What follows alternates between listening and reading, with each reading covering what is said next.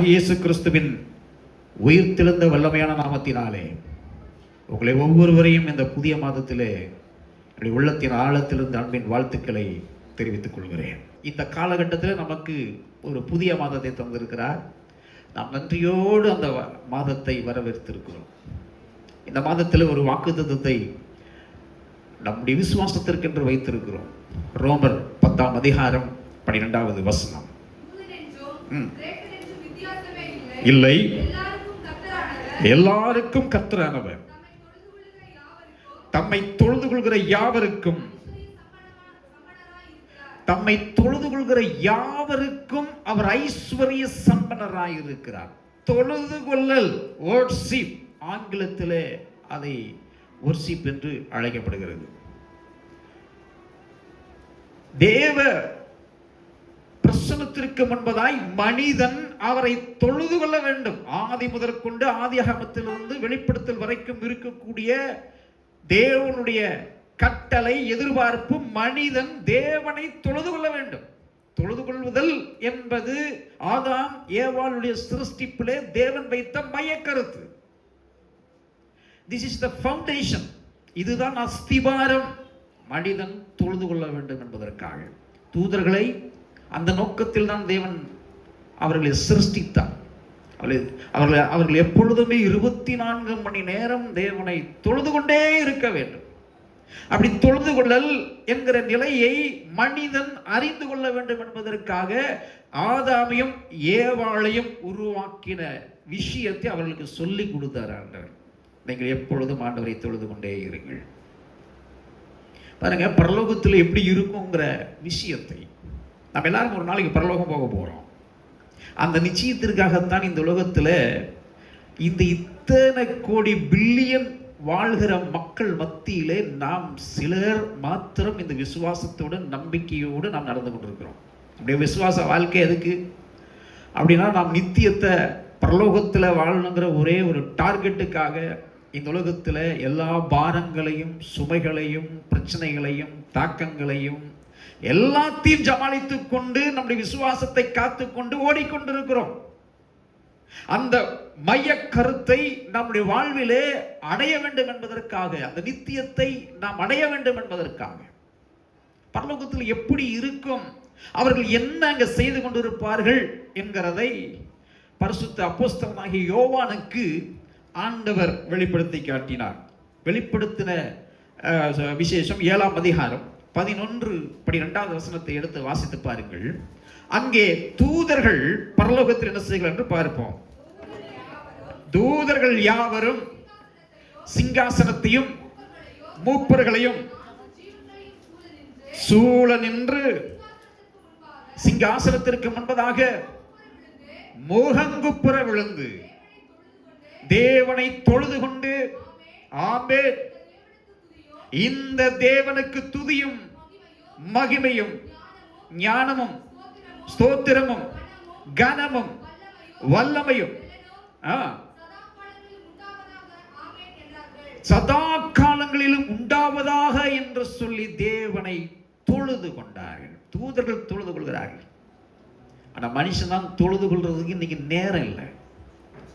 இன்றைக்கு மனிதர்களுக்கு வாழ்க்கையிலே நமக்கு இருக்கக்கூடிய எல்லா டைட் ஷெட்யூல்டு இருந்தாலும் நமக்கு இருக்கக்கூடிய மிக உன்னதமான எதிர்பார்ப்பு, தேவன் நம்மகிட்ட எதிர்பார்க்கிற ஒரு காரியம் தெரியுமா? மனுஷன் தலை தாழ்த்தி ஜெபிக்கணும்.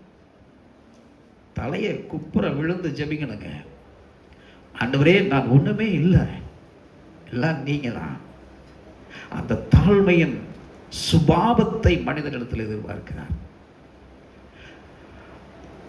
ஆண்டவராகிய தேவன் தொழுகையில நமக்கு கொடுத்திருக்கக்கூடிய சில சாரம்சங்களை பொதுப்படையாக உங்களுக்கு சொல்ல விரும்புகிறேன். ஒன்று, தொழுகை என்பது இது ஒரு வெறும் சடங்காச்சாரமாக நீங்கள் தொழுது கொள்ளக்கூடாது. இது ஒரு ட்ரெடிஷனல் அண்ட் ப்ரொஃபஷனல் வொர்ஷிப்பாக நீங்க கொண்டு போனீங்கன்னு சொன்னா அந்த தொழுகையில தேவன் விருப்பம் கொள்கிறவராக அல்ல.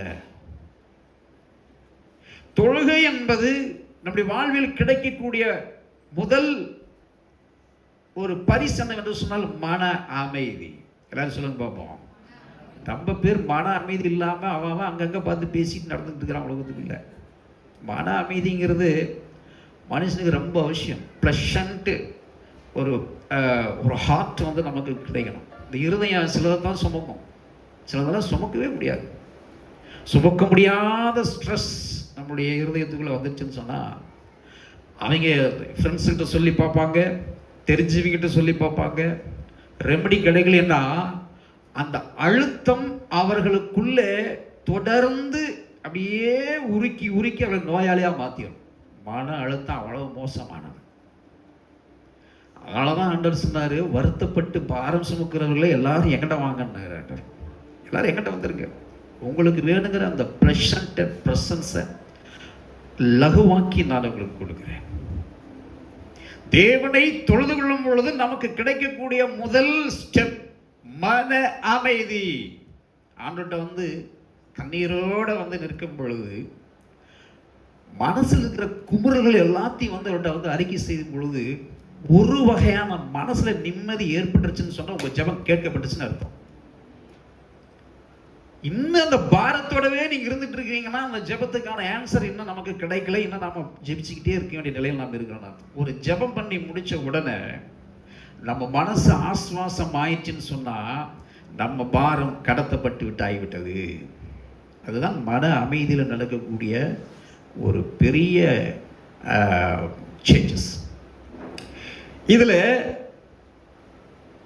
கவலை, பயம், நடுக்கம், சோர்வு இதெல்லாம் நம்மை விட்டு போய்விடும் எப்பொழுது தேவனை தொழுது கொள்ளும் பொழுது. இது இல்லாத மனுஷனை நீங்க பாருங்க, அவன் எப்படி இருப்பான்னு தெரியுமா? மன அமைதி அவனுக்கு இருக்காது. அவன் எப்படி இருப்பான்னா, நீங்க எதை சொன்னாலும் மடங்கவே மாட்டான். அவங்க பேசுறத கரெக்டுன்னு பேசிட்டு இருப்பான். எதையுமே ஒருத்தர் பேசுகிறதை காது கொடுத்து கேட்காத எந்த ஒரு மனுஷி இருக்கிறானா அவங்ககிட்ட மன அமைதியின்னு அர்த்தம். பேசும் பொழுதே நம்ம பேசுறதுக்கு குறுக்கிட்டு அவங்க பேசுறதுதான் நியாயம் பேசிட்டு இருக்கிறதெல்லாம் வந்து ஒரு ஒரு முறையான ஒரு பழக்கத்துக்கு அடையாளம் இல்லை. ஒருத்தர் ஒன்று சொல்ல வர்றாங்கன்னா ஃபர்ஸ்ட் என்ன பண்ணணும்? அதைய கவனிக்கணும் என்ன சொல்ல வர்றாங்க. இங்கே நிறைய அவசர கொடுக்குகளாக வாழ்ந்துட்டு இருக்கிறோம். அந்த சுபாவங்கள் உங்களுடைய வாழ்வை விட்டு அகன்று போகணும். எப்பவுமே ஆண்டவர்கிட்ட வந்து எப்படி நம்ம முதல்ல கற்றுக்கணும்னா முதல்ல கேட்கணும். ஆண்டவர் இயேசு சொல்லி கொடுத்த பாடம் என்ன? காதுள்ளவன் கேட்க. ரெண்டாவது சொல்றாரு, கேளுங்கள் அப்பொழுது உங்களுக்கு கொடுக்கப்படும். பயம் போகும், கோபம் போகும். கோபங்க எதுக்கு எடுத்தாலும் மன அமைதி இல்லாதவனுக்கு முதல் இருக்கிற பிரச்சனையே கோபம் தான். கோபத்தை தூக்கி முன்னாலும் அவன் குற்றத்தை மறைக்கிறதுக்கு முதல் வேலை என்ன தெரியுமா? கோபம். ஒரு பொய்யை மறைக்கிறதுக்கு கோபம், ஒரு பிரச்சனையை மறைக்கிறதுக்கு ஒரு கோபம், ஒரு பெரிய தீமை வர்றதுக்கு முன்ன யோசிக்காம காட்டுறது கோபம். நிதானம் இல்லாம போகக்கூடிய ஒரு நிலை. நீ ஆண்டர்கிட்ட வந்து முழங்கால் படிக்கணும்னு நின்று ஜெபம் பண்ணி ஆண்டவருடைய மன நிம்மதியை தேரணும்பான்னு சொன்னா தான் எதையும் நிதானிக்கிற சுபாவனுடைய வாழ்வில் வரும். எல்லாம் அவசரம் அவசரம் அவசரம், அவசரப்பட்டு பேசுறது, அவசரப்பட்டு முடிவெடுக்கிறது, அவசரப்பட்டு சிந்திக்காம சில விஷயங்கள் தலையிட்டுக் கொள்வது உள்ளிட்டவைகள் எல்லாம் மன அமைதியை கெடுத்துவிடும். பேசும்போது நிதானித்து பேசுங்கள், சிந்தித்து பேசுங்கள். ஒருவருடைய உள்ளத்தை காயப்படுத்துகிற அளவுக்கு யாரும் பேசக்கூடாது. திருவள்ளுவர் ஒரு நல்ல வாக்கை சொல்லி கொடுத்த. எல்லாரும் படிச்சிருக்கீங்களா? பட்டம் படிச்சுட்டு இருக்கிறீங்க, இன்னும் நிறைய படிக்க போறீங்க. தம்பி அந்த திருக்குறள் சொல்லு. திருவள்ளுவர் ஒரு திருக்குறள் சொல்லி கொடுத்துருக்காருங்க.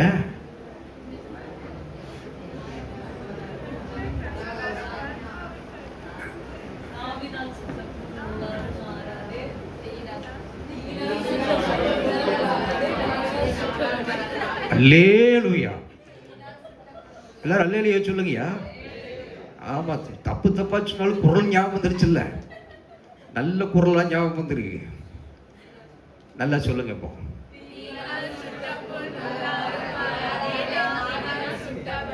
ஆமா, அப்ப தீயினால் சுட்ட புண்ணு கூட அந்த வடு தெரியாம ஆறி போயிருது. ஆனா நாவினால் பேசுற வார்த்தை ஒரு ஆசீர்வாதத்துக்கு குறைவா இருக்குது. காரணம்னா நாம் நிறைய பேரத்தை காயப்படுத்திடுறோம். வாயில வார்த்தைகளை விட்டு அதெல்லாம் மன நிம்மதியும் ஆசீர்வாதத்தையும் கெடுத்துவிடும்.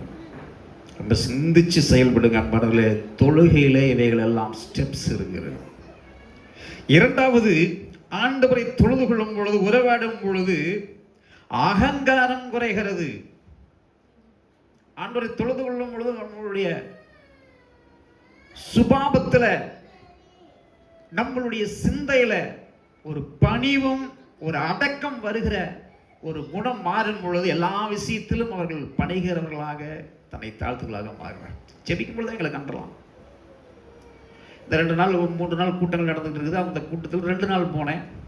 அந்த 2 நாளில் ஒரு மனுஷனை அந்த ஃப்ரண்ட் ரோவில் சந்தித்தேன். நானும் சக போதகர்கள்லாம் உட்காந்து அந்த கூடுகையை கவனித்து கொண்டு இருந்தோம்.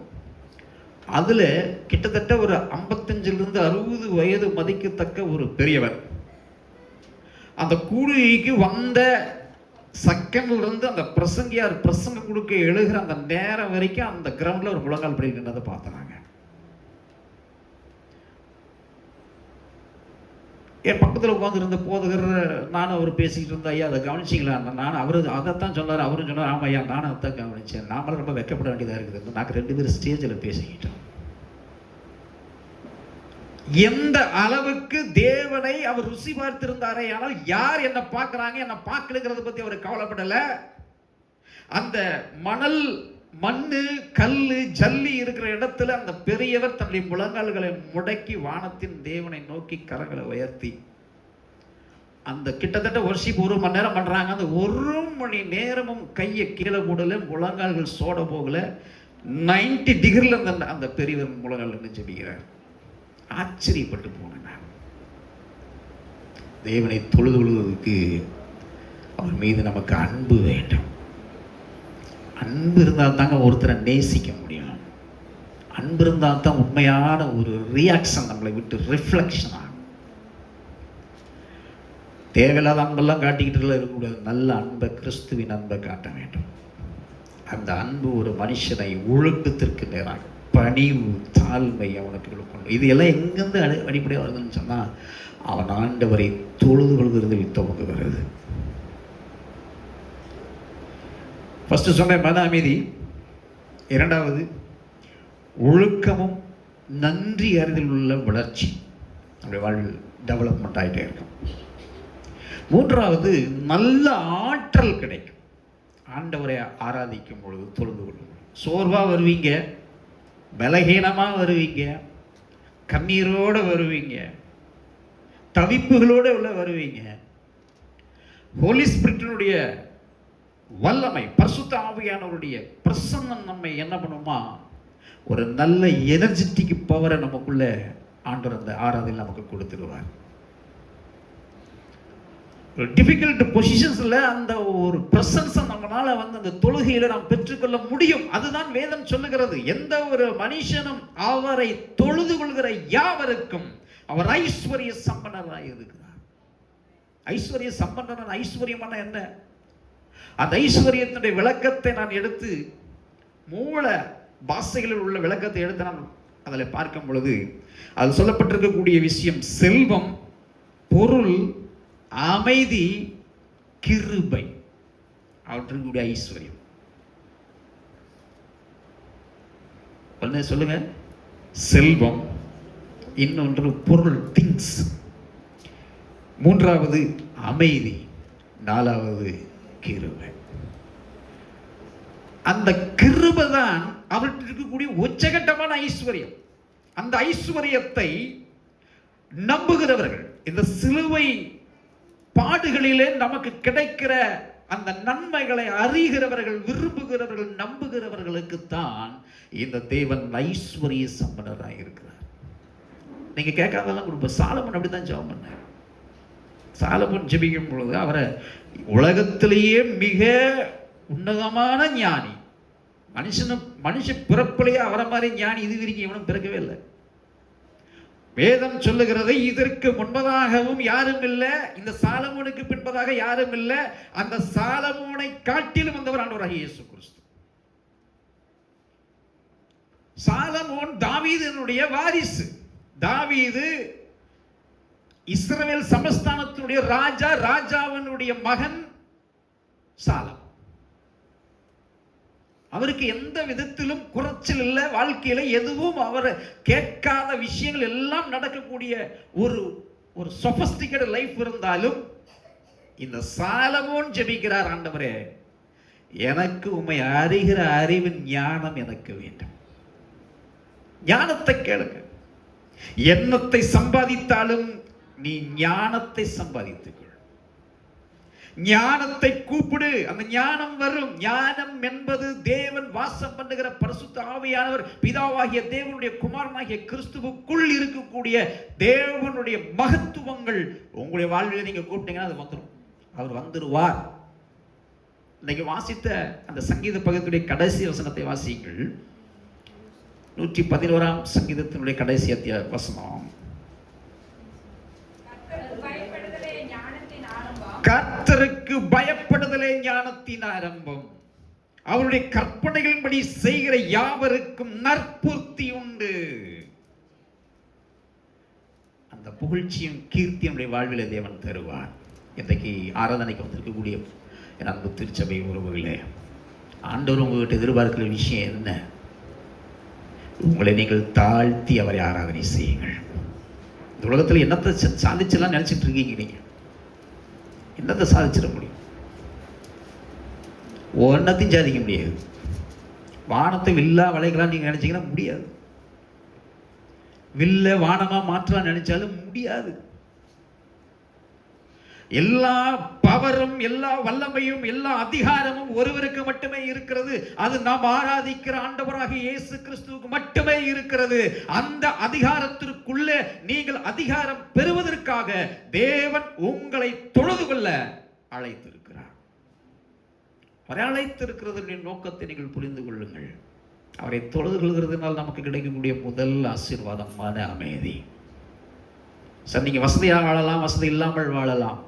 நாளைக்கு என்ன செய்யறதுன்னு தெரியாம திகிச்சு கூட நீங்க வாழ்ந்துட்டு இருக்கலாம். ஆனால் ஒரு தைரியத்தையும் ஒரு அமைதியும் கொடுக்கிறார் பாருங்க ஆண்டவர். அதுதான் தேவன் அங்கே செயல்படுகிற விதம். கர்த்தரோடு கூட பேசிட்டு இருக்கிறார். அந்த புதிய மாசத்துல நீங்கள் ஆராதிக்கிற தேவன் ஐஸ்வர்ய சம்பனர். அவரை தொழுது கொள்கிறவர்களுக்கு அவர் ஐஸ்வர்ய சம்பனராயிருக்கிறார். மன அமைதி கிடைக்கிறது. ஒரு டிசிப்ளின் லைஃப் ரெஃப்ரெஷ்மெண்ட் ஆகிறது. நல்ல பழக்க வழக்கங்களுடைய வாழ்விலே உருவாக ஆரம்பிக்கிறது. தேர்டு, நல்ல ஆற்றல் நமக்கு கிடைக்கிறது, பவர் கிடைக்கிறது. நான்காவது, ஃபேமிலி ஃபெலோஷிப் டெவலப் ஆகிறது. உங்களுடைய தொழுகை சரியாக இருந்தால், உங்களுடைய ஆவிக்குரிய வாழ்வு சரியாக வளர்ச்சி அடைந்து கொண்டு வருமானால், உங்களுடைய குடும்ப வாழ்விலே எந்த டிஸ்டர்பன்ஸும் இருக்காது. ஆண்டவர் ஒவ்வொரு குடும்பத்தையும் அவர் ஆசீர்வதிக்க விரும்புகிறார். ஒவ்வொரு குடும்பத்திற்குள்ளும் தம்முடைய வல்லமையை வெளிப்படுத்த விரும்புகிறார். அப்படி அந்த வீட்டார் அனைவரும் சேர்ந்து ஆராதிக்கும் பொழுது உண்மையான பாசம் வெளிப்படும். வேஷம் இருக்காது. ஒரு ஃபேமிலி பிரேயர்ல தொழுகை இருக்குமானால், எத்தனை வீட்டில் இன்னைக்கு குடும்ப ஜெபம் கிடையாது தெரியுமா? குடும்ப ஜெபமே கிடையாது. அவங்க வர வேண்டியது, சாப்பிட வேண்டியது, படுக்க வேண்டியது, துணியை மாட்டிக்க வேண்டியது, வேலைக்கு போக வேண்டியது, வர வேண்டியது, இப்படிதான் உலகத்தில் போயிட்டு இருக்கிறாங்க. தேவனை தொழுது கொள்ளாத ஒரு மனசும் ஒரு வாழ்க்கையை நீங்க வாழ்ந்துட்டு இருக்கீங்கன்னு சொன்னா, நீங்க ஆண்டவர் விட்டு தூர போய் ரொம்ப நாள் ஆச்சுன்னு அர்த்தம். உங்களை விட்டு அவர் உங்களை விட்டு விலகிட்டார், நீங்க இருந்துட்டு இருக்கிறதா நினைச்சிட்டு இருக்கிறீங்க. வாழ்க்கையில் அப்படி ஒரு வேகத்தில் நீங்க போயிட்டு இருக்கீங்க. எவ்வளவு நீ வேகம் போனாலும் ஒரு தடக்கல் வந்துருங்க. உலகம் 2019-20 மிகப்பெரிய வேகத்தில் மக்கள் போய் கொண்டிருந்தாங்க. வேகத்திலும் வேகம், எல்லா விஷயத்திலும். வீடு வாங்கிறது, சொத்து வாங்கிறது, பிள்ளைகளுக்கு ஆடம்பரமாய் செலவிட செய்கிறது, தாங்களும் ஆடம்பரமாய் வாழ்கிறது, களியாட்டுக்கள், போதை வஸ்துக்களினுடைய அடிமைத்தனம் மிகுந்து காணப்பட்டு உலக பாரெங்கிலும் ஒரு மிதமாக வேகம் இல்லாமல் மிக அதிகமான வேகத்தில் போகும் பொழுது கர்த்தர் ஒரு மைல்களை கொண்டு அப்படியே நிறுத்தினார். இன்றைக்கு சமூக வலைதளங்களில் ஒரு விஷயம் ஃப்ளாஷ் ஆகி கொண்டிருக்கிறது. பெங்களூரு பட்டணத்தில் வாலிபர்களுக்குள்ள ஹெச்ஐவி அதிகமாய் பரவி கொண்டிருக்கிறது என்று எழுதப்பட்டது. நியூஸ் போட்டுட்ருக்காங்க. திரும்பவும் உலகம் வேறொரு கோணத்தில் பயணித்துக் கொண்டிருக்கிறது. ஆண்டவர் சில பேரத்தை அவரை தொழுது கொள்வதற்காக பிடித்து வைத்து உருவாக்கி கொண்டிருக்கிறார். நம்ம எல்லாத்துக்குள்ளும் அந்த ஒரு கிருபையை பரலோகத்தின் தேவன் நம்முடைய பிறப்பிலேயே வச்சு இழுத்து பிடிச்சிருக்கிறார். அந்த நோக்கம் இல்லைன்னா நீங்கள் யாரும் உள்ள உட்காந்துருக்க மாட்டீங்க. அந்த அழைப்பு இல்லைன்னா நீங்கள் யாரும் உள்ள இருக்க முடியாது. இன்றைக்கு அதிர்ச்சியூட்டும் தகவல்கள் உலகமெங்கிலும் இன்றைக்கு வாலிபர்கள் மத்தியில் இறங்கி இருக்கக்கூடிய தீராத நோய்களுடைய கிருமிகளோடு கூட இன்றைக்கு வாலிபர்கள் அகப்பட்டு கொண்டிருக்கிறார். இன்றைக்கு வாலிப பிள்ளைகள் பயங்கரமான அக்கிரமத்தை இந்த காலத்துல தான் ரொம்ப அதிகமாக பண்ணிட்டு இருக்காங்க. இப்போ எடுத்து பாருங்க, ஒன்றும் பார்க்கவே முடியல. தேவனை தொழுது கொள்கிறவர்களுக்கு நான் ஆரம்பத்திலேயே சொன்னேன், கண்டிப்பாக டிசிப்ளின் வந்துடும், ஒழுக்கம் வந்துடும், பயபக்தி வந்துடும், பயம் வந்துடும். தான் வாழ்க்கையில் ஒரு நடுக்கத்தோடு அவன் பாதுகாத்துக்கணும்னு ஒரு எண்ணம் வந்துடும்.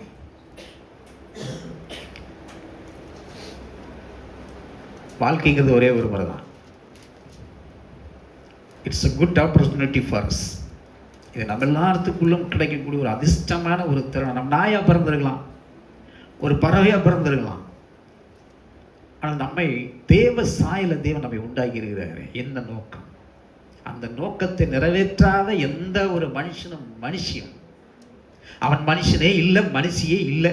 According to the Bible. மன அமைதி,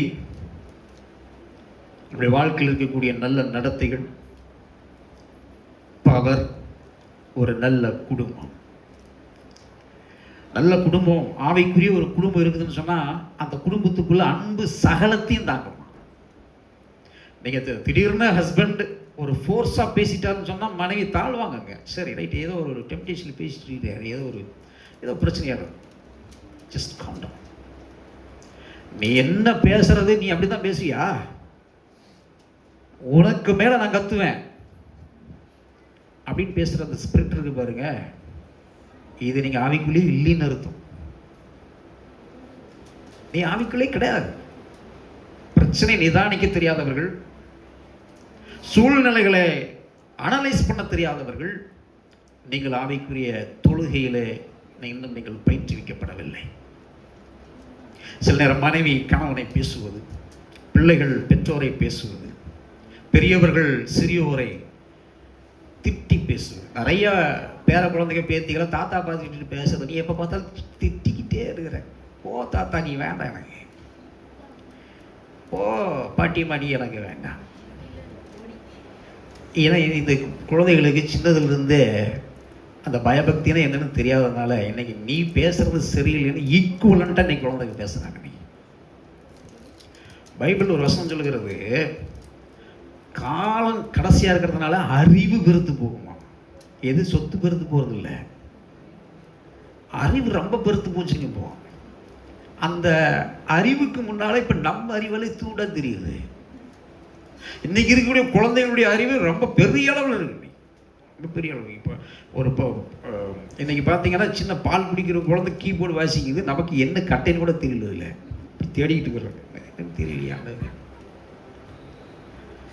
பாஸ்டர் அதுக்கு பேசிகிட்டு இருந்தோம், ஒர்ஷிப்பை நல்லா பண்ணுறாங்க பாஸ்டர் சொல்லுவாங்க. பாஸ்டர் நீங்கள் நினைக்கிற மாதிரி இந்த காலத்தில் சபையில் 50 பேர் இருந்தாலும் 50 பேர் கீபோர்டு வாசிக்கிறாங்க பாஸ்டர், நாமெல்லாம் தான் முட்டாளிகளை ஊழியம் பண்ணிட்டு இருக்கிறோம்னு பேசிக்கிட்டு இருந்தேன். அதிகமாக வந்துக்கிட்டு நல்ல விதத்தில் அறிவு பிறக்கணும், அறிவு வளரணும். அறிவில்லாமல் வளருவது நல்ல வளர்ச்சி அல்ல. நமக்கு ஆண்டவர் யோசிக்கிறதுக்கு, அறிவை பயன்படுத்துகிறதுக்கு நமக்கு புத்தியை தந்திருக்கிறார். புத்தி உள்ளவன் தான் வீட்டை கட்ட முடியும், புத்தி இல்லாதவன் வீட்டை கட்டவே முடியாது. அந்த புத்தி கணவனுக்கு வேணும், மிக குறிப்பாக பெண்களுக்கு வேணும். வீட்டை இடிக்கிற பெண்ணு ஆண் அப்ப வீட்டை இடிக்கிறது இல்லை. புத்தியுள்ள ஸ்திரீயோ தன் வீட்டை கட்டுகிறாள், புத்தி இல்லாத ஸ்திரீயோ தன் வீட்டை இடிச்சு போடுற அந்த கையை. இந்த வாழ்க்கை நம்ம மான கசக்குது. இந்த வாழ்க்கையில் எனக்கு சந்தோஷம் இல்லை. சந்தோஷம், சமாதானம், சுகம், பலன் எல்லாம் நீ கொண்டு வரதில்ல, வீட்டுக்காரர் கொண்டு வந்த சொத்து இல்லை, எல்லாம் அங்கிருந்து வரணும். ஜோதிகரின் பிதாவினிடத்திலிருந்து இறங்கி வரணும். லைஃப் நல்லா அப்படி கட்டிட்டு கொண்டுட்டு போவோம். வாழ்க்கை சும்மா என்ன பிறந்தா வாழ்ந்த தின்னம் தூங்கணும் எந்திரிச்சோம் சுத்தணும் கல்யாணத்துக்கு போனோம் வந்தோம் கருமாதிக்கு போனோம் இதையா பொழப்பு. நம்மளால இதையே வாடிக்கையை வச்சுட்டு இருக்க. ஞாயிற்றுக்கிழமை எவன் விருந்து வைப்பான்னு பார்த்துட்டு இருக்கிறான். காது குத்து திருமணம் இது. ஏன்னா அன்னைக்கு ஆலயத்துக்கு வர்றதுக்கு மக்களுக்கு தொழுகை இல்லை, உன் வாழ்க்கையில் ஆண்டவருக்கு ப்ரியாரிட்டி இல்லை, நீ மாட்டிட்டேன்னு இருக்கும். வேகமா போயிட்டு இருப்ப, வேகமா போகும் வண்டி. வண்டி பயங்கரம், நான் சைடு எடுத்து போயிட்டு நினைச்சிட்டு இருப்பேன். அடிச்சு நிற்கும் போது தான் தெரியும் சுக்குநூறா உழுகும். அப்பதான் உழுவோம் நாம. ஆண்டவருக்கு உரிய இடம் வாழ்க்கையில தெரியல, அந்த இடத்தை நீ ஆண்டவருக்கு காண்பிக்கிறது அவருக்கு தெரியாம நீ மறைச்சு வாழ்ந்துகிட்டு இருக்கன்னு சொன்னா அடி முதுகா விடும், எந்திரிக்கவே முடியாது. வெளியில் பார்த்தா தெரியாது, நல்ல பட்டு புடவை கட்டிக்குவீங்க, பட்டு சட்டை போட்டுக்குவீங்க, உளுந்த அடி உங்களுக்கு தான் தெரியும். அவர் நல்லா இருக்காருங்க, அவருக்கு என்னங்க நாம நினைச்சுக்கிட்டு இருப்போம். வீட்டுக்குள்ள போய் சட்டை கட்டினா தானே தெரியும் ஆண்டவர் இதுக்கு மேலே அடி வாங்க முடியல. அப்புறம் முழங்கால் நின்று அழுது கெஞ்சி கூத்தாடி. ஆனால் ஆண்டவருக்கு குறித்த ஒரு பெரிய கிருபை இருக்குதுங்க, அழுதிங்கன்னா மாறிடுவார். அவர்கிட்ட இருக்கக்கூடிய ஒரு பெரிய அவர்கிட்ட இருக்கக்கூடிய ஐஸ்வர்யத்திலேயே ஒரு பெரிய ஐஸ்வர்யம் என்ன தெரியுமா? எவனும் ஒருத்த அழுதுட்டானா முடிச்சுட்டார், அவ்வளோதான் கிறங்கிடுவார். இன்னைக்கும் பாருங்க, உங்கள் வீட்டில் யாராவது அழுதுட்டாங்கன்னா இப்படி நிற்கிறவங்க அழுதுட்டியா போ. அந்த கண்ணீருக்கு இருக்கிற அந்த ஒரு பவர், அது என்னதான் ஆண்டவருடைய சிருஷ்டிப்போ தெரியலையே. விலங்கும் அழுகுது, மனுஷனும் அழுகுறான். ஒரு பிரச்சனைனா அப்படியே கண்ணீர் அப்படியே தாரையா வந்துடும். அந்த கண்ணீரை பார்த்த உடனே நம்ம மனசு அப்படியே கரைஞ்சு தண்ணி, அந்த மாதிரி கண்ணீர் மனசை தண்ணியா கரைக்கும். இது என்னையா நடக்குது இதுல யுத்தம்? நல்ல குடும்பம், ஒரு ஃபெலோஷிப்ல, அண்டர்ஸ்டாண்டிங்ல, தொழுகையில தேவன் வைத்திருக்கிறார். அதைய இன்னைக்கு ஆராதிக்கிறது இல்லை, ஆண்டவர்கிட்ட உங்களை சரண்டர் பண்றது இல்லை, அவர்கிட்ட நீங்க விட்டு கொடுக்கறது இல்லை. அந்த குடும்பத்தை ஆண்டவர் என்ன பண்றாரு? ஒரு நல்ல குடும்பமாய் ஆசீர்வதிக்க விரும்புகிறார். வீட்டார் அனைவரும் சேர்ந்து ஆராதிக்கும் பொழுது பாசமும் அமைதியும் கூடுகிறது. வீட்டார் அனைவரும் சேர்ந்து, ஏன் தம்பி தண்ணி வேணா நான் கொடுக்குறேன், ஓகே. பிரசன்ஸ்ல இருக்கும் பொழுது எந்திரிக்க கூடாது, தெரியுமா உங்களுக்கு? நீங்க நிறைய பேர் அப்படித்தான் பண்றீங்க. போன் வந்தா போறீங்க, ஒண்ணுக்கு வந்தா போயிடுறீங்க, பஸ்ஸில் போனா மட்டும் அமைதியா நிற்கிறீங்க. இது எப்படி எனக்கு புரியவே மாட்டேங்குது. என்னையா இது? ஆலயத்துக்குள்ள வந்தா தான் அத்தனை வந்ததுலேருந்து ஒரே தொந்தரவு. வந்ததுலேருந்து பிஏ சிஸ்டம் வேலை செய்யல, மைக்கு வேலை செய்யலை, வாங்கிட்டு வந்த புது கீபோர்டு அது எந்த பண்ணுறதுன்னு எங்களுக்கும் தெரியல. நாங்களும் தடுமாறி விறுவிறுத்து போய், ஆண்டவர் இன்னைக்கு ஆராதனை எப்படி போகும்போது தெரியலையே, எங்கிட்ட இருக்கிற ஆவியே வெளியில் போயிட்டு இருக்குது, ஆண்டவர் என் பிரச்சனமே வெளியில் போயிட்டு இருக்குது, உதவி செய்யுங்கப்பா. டிஸ்டர்ப் பிசாசுடைய வேலையே உன்னை உட்கார வைக்கக்கூடாதுன்னு நினைக்கிறது தான். ஆண்டவருக்கு பிடிக்கிறது நீ உட்கார்றது, அவனுக்கு பிடிக்காதது என்ன தெரியுமா? நீ உட்காராம இருக்கிறது. இப்ப நீ எந்திரிச்சு போ தம்பி, என்ன வேணுமோ போயிட்டு வா, பண்ணிட்டு வா, யாராலும் போயிட்டு வாங்க, கொண்டுக்கு வந்தாலும் போங்க, வேற எது வந்தாலும் போயிட்டு வாங்க. இது யாரு அனுமதிக்கிறது? ஒண்ணுக்கு வருதுன்னு சிந்தை கொடுக்கறது பொல்லாதவன். என்ன வந்தாலும் நகர மாட்டேன்னு குழந்தைங்க தான் இன்னைக்கு உங்களுக்கு ஐஸ்வர்யம் இல்லைன்னா போச்சு.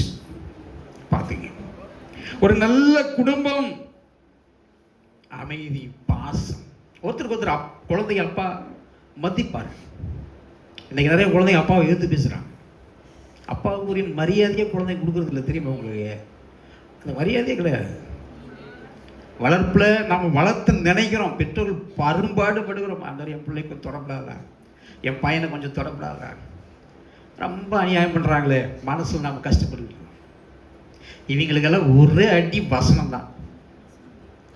உன் பிள்ளைகளுக்கு கருத்தாய் நீ போதி. நீங்கள் கருத்தாக போதிச்சு தான் ஆகணும். கருத்து உங்கள்கிட்ட இருக்கணும். உங்ககிட்ட இருந்து அந்த கருத்து டிரான்ஸ்ஃபர் ஆகணும் பிள்ளைகளுக்கு. அப்படி இருக்கிற குடும்பத்தில் தான் நமக்கு பயப்படாட்டியும் விதைச்ச வசனங்களுக்கு குழந்தைங்க பயப்படுவாங்க. ஒரு காலங்களில் அது கண்டிப்பாக வேலை செய்யும். வசனம் சொல்லுகிறது, ஆகாரத்தை தண்ணின் மீது போடு, அதனுடைய பலனை ரொம்ப நாள் எடுத்துட்டாலும் பரவாயில்ல, பட் பலன் கொடுக்காமல் அது போக. இதுதான் சபை செஞ்சுக்கிட்டு இருக்கு. குடும்பமே நீ உங்க குடும்பத்துக்கு அதை செய். குடும்பத்தில் அமைதி வேண்டும் சார். குடும்பத்தில் நம்ம வீட்டுக்கு போகிற ஒரு சந்தோஷம், ஒரு புருஷன் வேலைக்கு முடிச்சுட்டு போகும் வீட்டுக்கு போன சந்தோஷம் வரணும். 11 மணிக்கு போய்க்கலாம்னு நினைக்கிற கூட்டுக்காக என்ன பண்ணுறது? வீட்டுக்கு போனால் ஒரே ரச்சர் அப்படி சரி, இந்த சத்தம் கேட்குறதுக்கு தூங்குறதுக்கு அப்புறம் நம்ம போய்க்கலாம்னு இவன் கண்ட கடையில் உட்காந்து டீ குடிச்சிக்கிட்டு சிகரெட்டு குடிச்சிக்கிட்டு. இப்போ பழக்க வழக்கமெல்லாம் ரொம்ப மோசமாக இருக்குல்ல.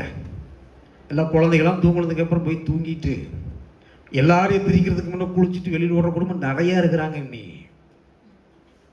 நமக்கு தெரியறது இல்லை. கதை அப்படியே திறந்துருக்கு, 2 தோசை சுட்டு வச்சிருவாங்க, வந்தால் தின்னுட்டு போகிறான் சாப்பிட்டுட்டு. இவனும் பாபா அப்பாடா எல்லாம் தூங்கிட்டாங்க. இன்னைக்கு நிம்மதியாக தூங்கும். பெண்களே நீங்களும் ராக்காச்சி மேலே இருக்கக்கூடாது. பைபிள் வசனம் சொல்லுது, சண்டைக்காரியோட குடியிருப்பதை பார்க்கலும் வனாந்தரத்தில் குடியிருப்பது அந்த குடும்பமாயாது. சண்டைக்காரியாக வாழ்ந்துட்டு இருக்கு, சமாதானக்காரியா வாழு. நல்ல குடும்ப மனைவியா இரு. எப்ப பார்த்தாலும் சண்டை சண்டை சண்டை. வாய கொஞ்சம் கட் பண்ண. ஆசீர்வாதம் வேணும், ஐஸ்வர்யம் வேணும்னு நினைக்கிறியா? உன் குடும்பத்துக்குள்ள ஐஸ்வர்யம் வரணும்னு சொன்னா கொஞ்சம் ஜிப்பர் ரொம்ப ஓபன் பண்ணக்கூடாது, ஓரளவுக்கு பேசு. மனைவிமார்கள் எப்பொழுதுமே கோச்சக்கூடாது. நீங்கள் எப்பவுமே ஹஸ்பண்டுக்கு கொஞ்சம் அடங்கித்தான் வாசிக்கணும். நீங்கள் ஹஸ்பண்டாக மாறுற குடும்பமாக இருந்தால் உங்கள் குடும்பத்தில் ஆசீர்வாதமே கிடையாதுயா, எழுதி வச்சுக்க. ஏனென்று சொன்னால் சிருஷ்டிக்கப்பட்டதனுடைய தேவனுடைய திட்டம் தேவ சாயல் ஆண் உண்டாக்கப்பட்டிருக்கிறான். அந்த தேவ சாயல் உண்டாக்கப்பட்ட ஆணிலிருந்து தான் பெண் எடுக்கப்பட்டிருக்கிறான். நீங்கள்லாம் முக்காடு போட்டு உட்காந்துட்டு எதுக்கு? என்ன தேய்ச்சிட்டு வந்துட்டு அதை மறைச்சிட்டு போயிடலாம்ங்கிறதுங்க. எதுக்கு ஸ்திரீகள் சபையில் முக்காடிடும்? என்ன கற்றுருக்கிறீங்க?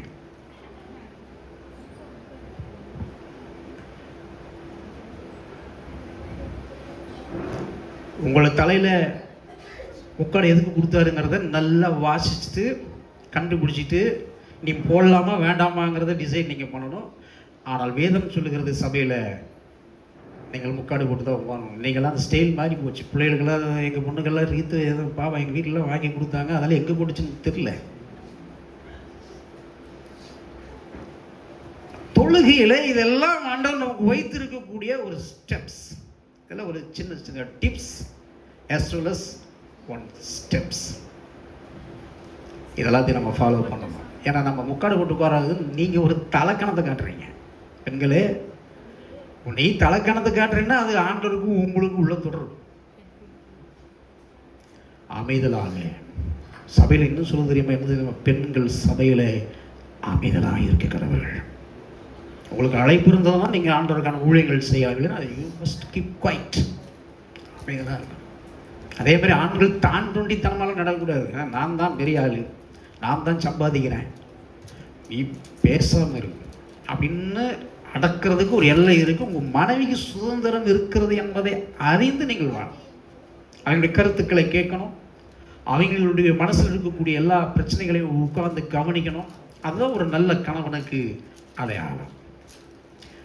4 ஸ்டெப்ஸ் சொன்னேன். எல்லாரும் ஃபர்ஸ்ட்ல சொல்லுங்க.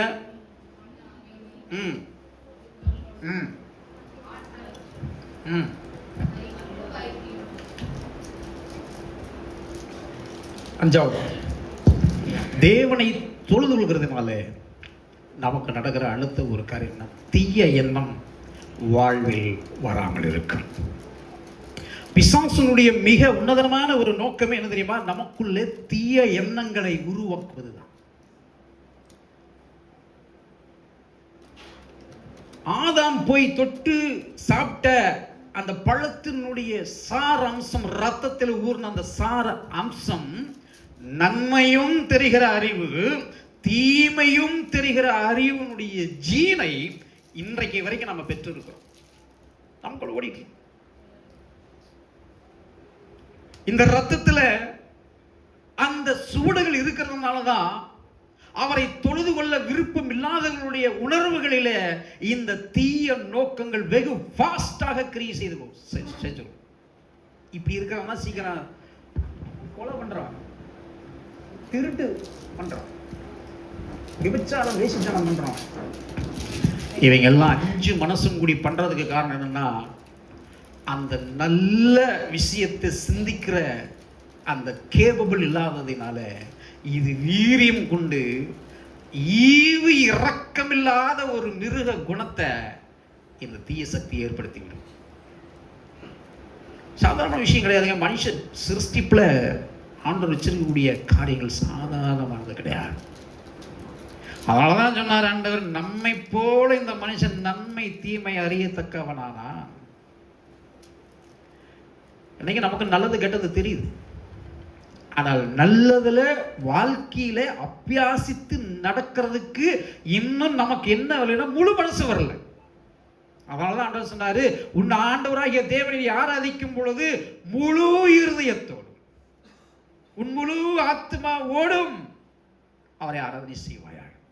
சோ இந்த ஃபுல்ஃபில்மென்ட் ஆன் உங்களுடைய ஹார்ட், இருதயம் முழுமையாய் எல்லா தீய சக்திகளுடைய தீய நோக்கங்கள், நம்மை பாழ்படுத்த நினைக்கிற, கரபடுத்த நினைக்கிற, நம்மை விட்டு தேவனை விட்டு பிரிக்க நினைக்கிற அத்தனை கண்டுபிடிச்சு கிரகிச்சு அது எனக்குள்ள இடம் பெற்று விடக் கூடாது என்று ஜெபிக்கிற ஒரு தொழுகை இருக்கு பாருங்க. அந்த தொழுகை தான் தேவன் நமக்கு வைத்திருக்கிற ஆசீர்வாதம். சீடர்களுக்கு ஜெபத்தை கற்றுக் கொடுக்கும் பொழுது அவர் எல்லாத்திற்கும் ஜெபிக்க தெரியாது, எப்படி ஜெபிக்கிறதுன்னு தெரியல. அவர்கள் எல்லாரும் ஆடு மாடு புறா இப்படிப்பட்ட விலங்கினங்களை பலி கொடுத்து நின்று அப்படியே முனகிட்டு போனதுதான் அவங்களுக்கு இருந்த பழக்கம். அவர்கள் எல்லாத்திற்கும் எப்படி தொழுது கொள்வது, எப்படி ஜெபிப்பது என்கிற டீச்சிங்க இந்த டிசைபிள்ஸுக்கு ஆண்டவர் டீச் பண்றார். அப்படி அவர் டீச் பண்ணும் பொழுது அவர் அந்த ஜெபத்தில் சொல்லி கொடுக்கிறாரு, தீமையிலிருந்து எங்களை ரட்சித்துக் கொள்ளும் ஆண்டவரே. ஏன்னா ஆண்டவருக்கு தெரியும் தீமை தினந்தோறும் வாசப்படியில் வந்து படுத்து கிடக்கும். ஆண்டவரை தொழுது கொள்கிறவர்களுக்கு தீமை வருகிறது என்கிற விழிப்பு உண்டாகும். யோசேப்பு ஒரு நல்ல கணிதரும் திராட்சை செடி பழத்திற்கும் குடிக்கும் அடையாளமானவன். அவன் தேவனுக்கு அஞ்சி நடப்பவன், தேவனுடைய உறவிலே எப்பொழுதும் வாழ விரும்பியவன். அவன் வாழ்க்கையில் ஒரு தீமை வருகிற விஷயத்தை கர்த்தர் அவனுக்கு படம் போட்டு விளக்கி காண்பித்த, தம்பி தீமை வருதுப்பா, தீமை வருது, பிளான் பண்ணிட்டான் பிசாசு என்று சொல்லும் பொழுது அவன் ஜெபிக்கிறான், ஆண்டவரே நான் ஆராதிக்கிற தேவனுக்கு நான் எப்படி துரோகம் செய்ய, தப்பு செய்ய நட முடியும். So this is one kind of the illustration. இது ஒரு வகையான நமக்கு ஒரு உதாரணம். அப்படி தீமை தொழுது கொள்கிறவர்களுக்கு தீமை நம்மை சுற்றிலும் வந்து இறங்கி நின்றாலும் ஆண்டவர் எல்லா தீமைகளிலும் இருந்து நம்மை விடுவித்து பாதுகாத்துக் கொள்கிறார். இப்ப வாசிப்போம் ரோமர் 10:12.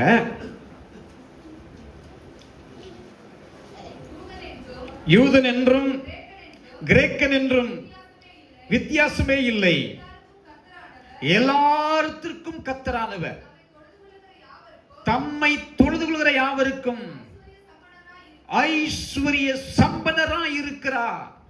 ஐஸ்வர்யத்திலும் ஐஸ்வர்யம் அவர்கிட்ட தான் இருக்கு. உங்களுடைய வேலை செய்கிற பொழுது, தொழில் செய்யும் பொழுது அந்த தொழிலின் மீது வருகிற ஆசீர்வாதத்தின் ஐஸ்வர்யத்தை தேவனே உங்களுடைய கரங்களுக்கு தருகிறார். நீங்கள் செய்கிறது எல்லாவற்றிலும் ஆசீர்வாதத்தை கர்த்தரே உண்டு பண்ணுகிறார். கையில கொஞ்சம் புண்ணு வந்துச்சுன்னா வேலை செய்ய முடியாதியா? கை கொஞ்சம் லேசா அடிபட்டுருச்சுன்னா உங்களால வண்டி ஓட்ட முடியாது, வேலை செய்ய முடியாது. உடம்புல ஆரோக்கியம் கெட்டு போச்சுன்னா நம்மளால வேலை செய்ய முடியாது.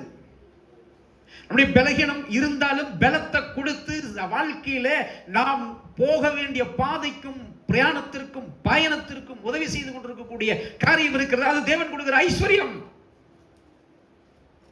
உனக்கு ஐஸ்வர்யத்தையும் சம்பாத்தியத்தையும் கொடுக்கக்கூடிய கிருபை தேவன் வைத்திருக்கிற அனுகிரகம். அதற்கு நீ தொழுது கொள்ள வேண்டும், அவரை நமஸ்கரிக்க வேண்டும். காத்து வாக்குல வருது, காத்து வாக்குல போறதுங்கிற ஆசீர்வாதம் அல்ல, கர்த்தர் அனுமதிக்கிற ஆசீர்வாதங்கள் நம்முடைய வாழ்வில். அவைகள் தக்க வைத்துக் கொள்வதற்கும் தலைமுறைகள் தோறும் அவைகள் உங்களுடைய சந்ததிகளுக்கும் நிற்பதற்கும் குடும்பம் முழுவதும் ஆராதித்து தொழுது கொள்ள வேண்டும். யோபு அதை செய்தார்.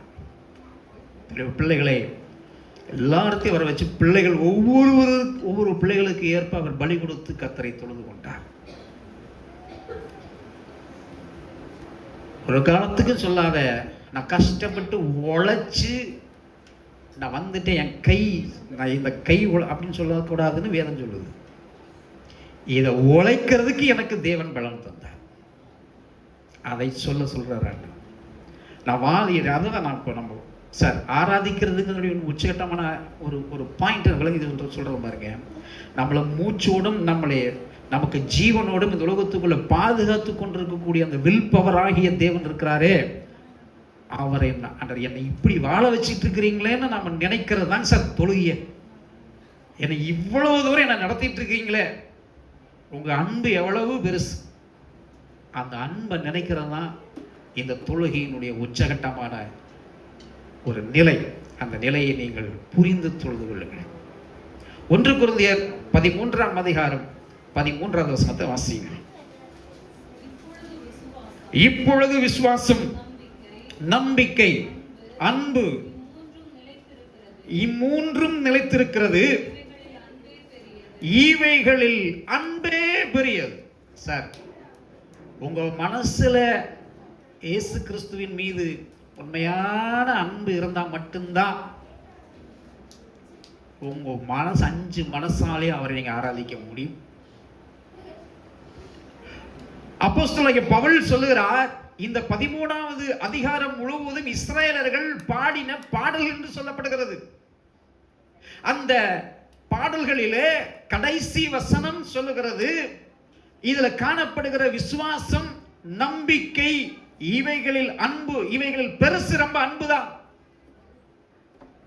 உங்க வாழ்க்கையில் அன்பு இருந்தா தான் உங்க குழந்தை எடுத்து நீங்க முத்தம் இட முடியும். அன்பு இல்லாத பெற்றோரை பாருங்க, குழந்தைய திட்டி தள்ளி நொறுக்கி வெறுப்பா பேசி வெறுப்பு சம்பாதிச்சு வச்சிருவாங்க.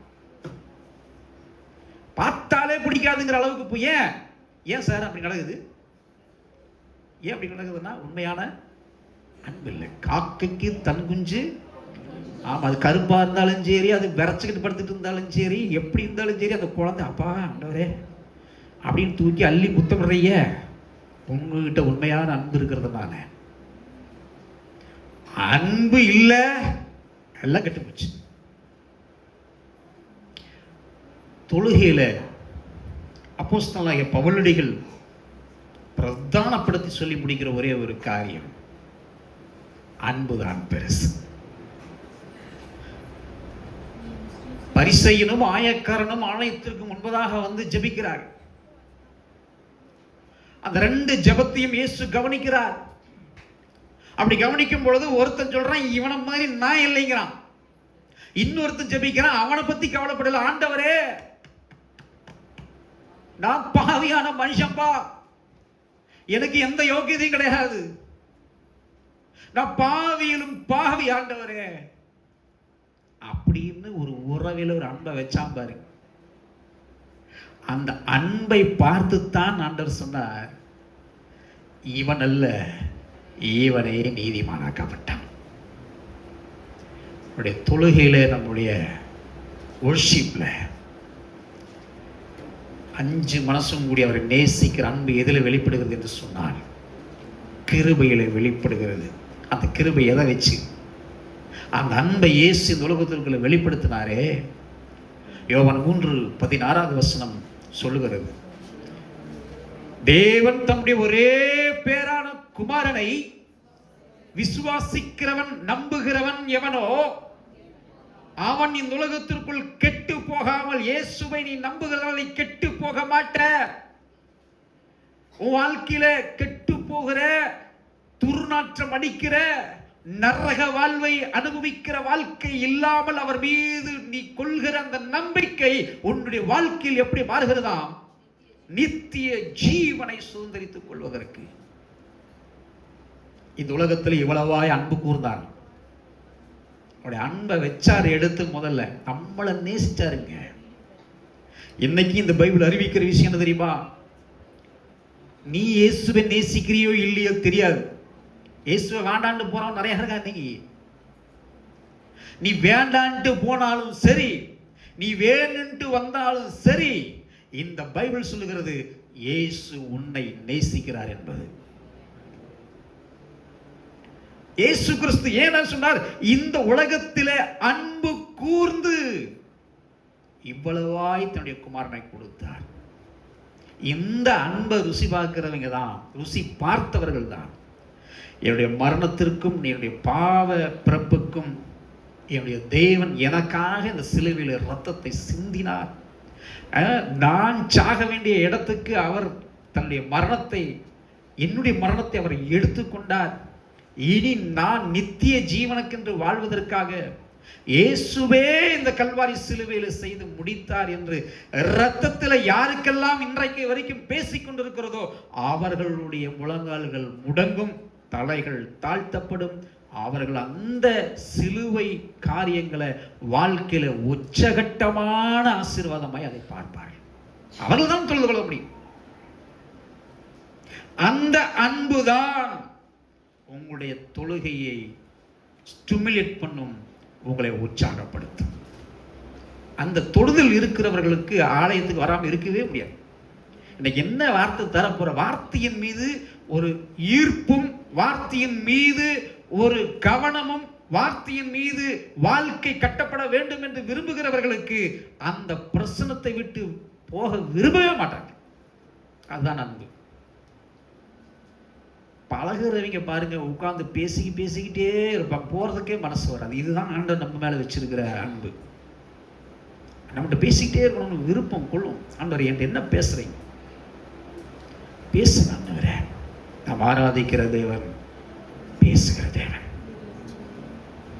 எத்தனை பேரத்துக்கு இந்த அன்பு தான் எனக்கு பெருசு நினைக்கிறவங்க உடைய கரங்களை உயர்த்தி கல்வாரி சிலுவையில் அவர் எனக்கு இந்த அன்பை வெளிப்படுத்தி இருக்கிறார். நான் அவரை தொழுது கொள்வேன். ஆண்டவரே, என் குடும்பத்தில் நீங்கள் அமைதியும், என் குடும்பத்தில் ஆண்டவரே நல்ல தாழ்மையும், என் குடும்பத்தில் உடைய வல்லமையும், என் குடும்பத்தில் ஆண்டவரே ஒரு குடும்பமாய் உருவாக்கப்படுகிற ஒரு கிருபையும், தீய சக்திகளுடைய குடும்பத்துக்குள் ஆட்படாமல் இருப்பதற்கு நீங்க காட்டின அன்பை வச்சு நான் உண்மை தொழுது கொள்கிறேன். எழுந்து நிற்போமா? ஆண்டவரே,